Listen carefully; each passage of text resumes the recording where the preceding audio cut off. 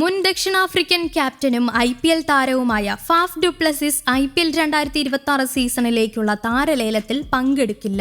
Pakistan super ലീഗിന്റെ വരാനിരിക്കുന്ന പതിപ്പിൽ കളിക്കാൻ തീരുമാനിച്ചതായി ഡുപ്ലസിസ് തന്നെ വ്യക്തമാക്കി. പല സീസണുകളിലായി ചെന്നൈ സൂപ്പർ കിങ്സിന് വേണ്ടി കളത്തിലിറങ്ങിയ ഡുപ്ലസിസ് റോയൽ ചാലഞ്ചേഴ്സ് ബംഗളൂരുവിന്റെ മുൻ ക്യാപ്റ്റൻ കൂടിയാണ്. ഡിസംബർ 15-ന് അബുദാബിയിലാണ് 2026 സീസണിലേക്കുള്ള IPL താരലേലം നടക്കാൻ പോകുന്നത്.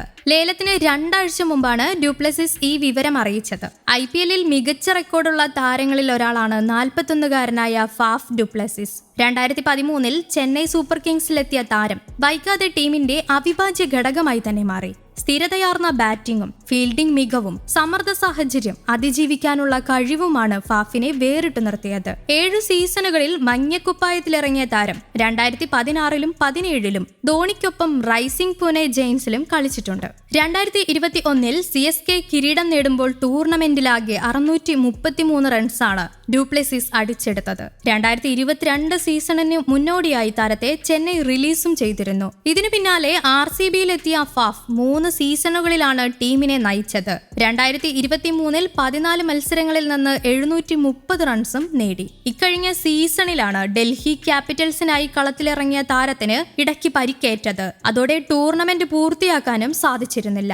IPL-ൽ ആകെ 154 മത്സരങ്ങളിലായി 4773 റൺസാണ് താരം അടിച്ചെടുത്തത്.